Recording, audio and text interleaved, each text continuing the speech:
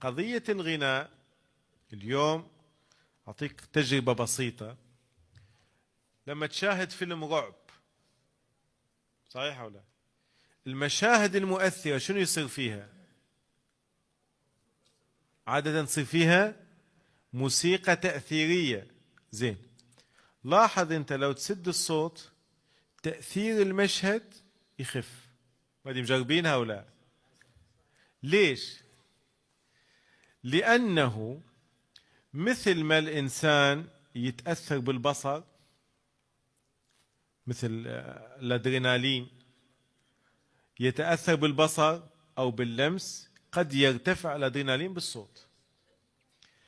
الموسيقى على أنواعها لها هذا التأثير، قد تحفز بعض الإفرازات الهرمونية وقد تخفض ذلك. بعض التحفيزات الموجودة على حسب الموجات قد تصل بالإنسان إلى مرحلة السكر.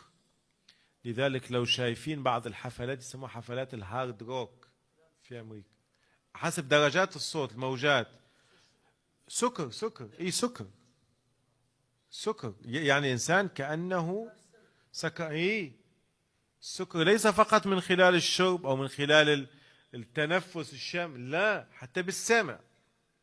فيفقد الإنسان عقله.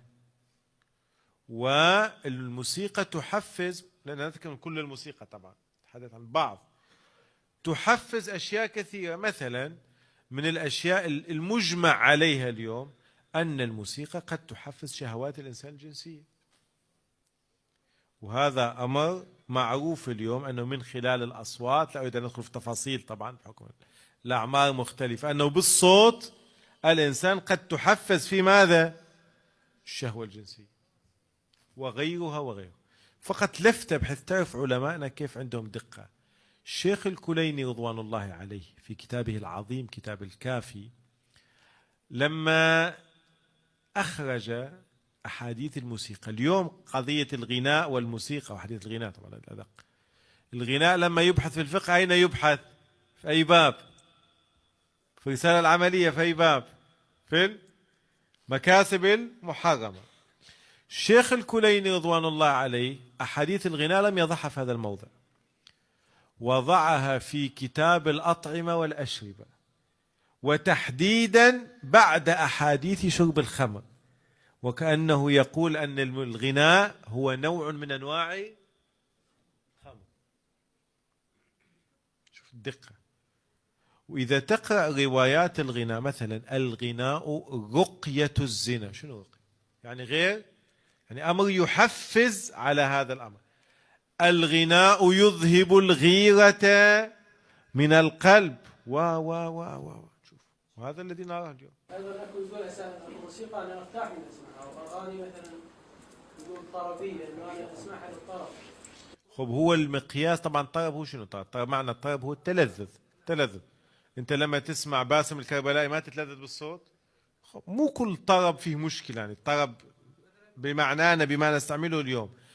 الفقهاء وضعوا ضابط في قضية الغناء، مثل السيد السيستاني حفظه الله ورعاه، يقول الضابطة الأولى أن لا يكون مشتملا على كلام لهوي، كلام الفسق الفجور الغزل الكلام المعروف، ولا يكون بكيفية لهوية، كيفية متعارف عليها بين في مجالس الفسق والفجور واللهو. هي هذه القضية.